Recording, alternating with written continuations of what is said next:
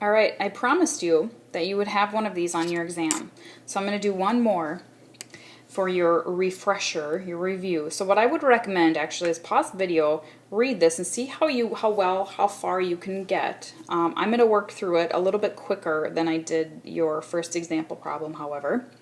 Okay, so it says you own an amusement park that averages 75,000 visitors per year, who each pay $12 admission charge.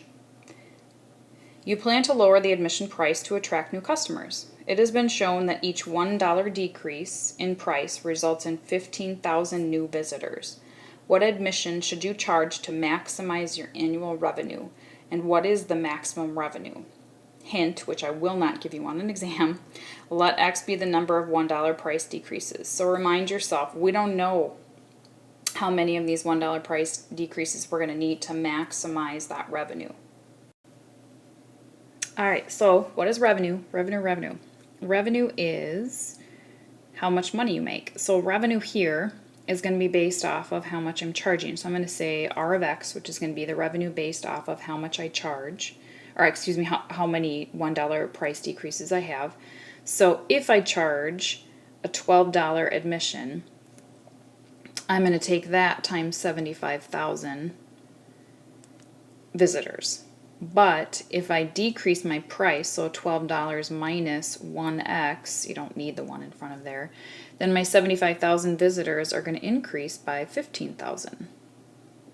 Squeeze into x there. Now, these are in parentheses because, of course, revenue is how much you sell times how much you charge.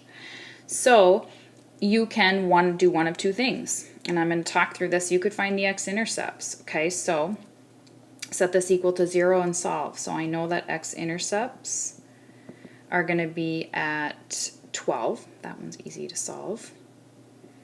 And this one, if I set this equal to 0, I'm going to subtract 75,000 and divide by 15,000, and that's going to intercept at negative 5.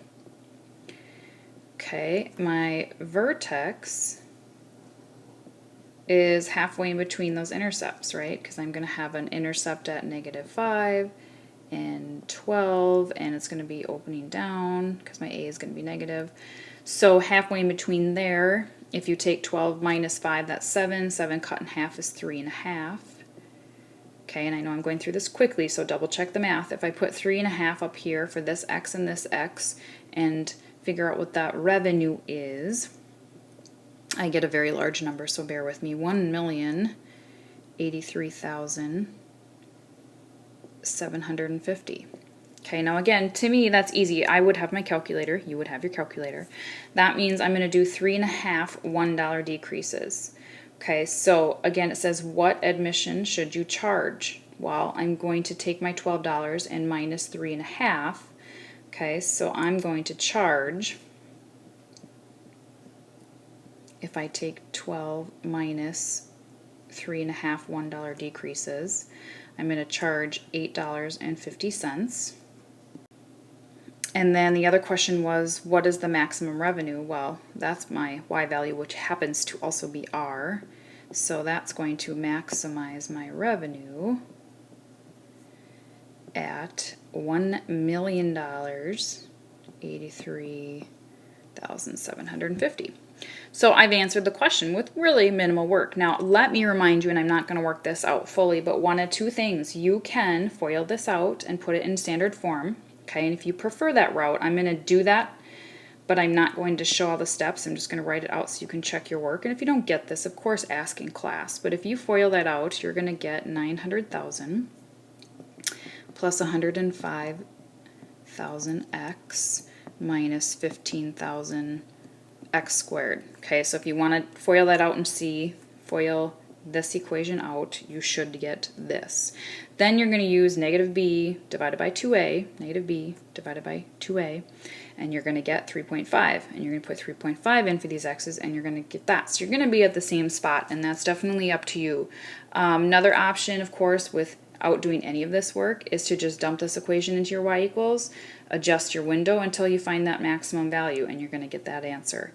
Now, obviously, you're going to be adjusting your window because your y value was in the millions, or in the millions, but that's up to you.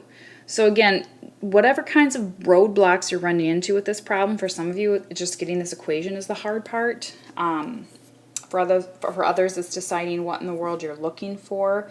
So again, ask your teacher if you're still kind of confused on this type of problem. And good luck with this on the test.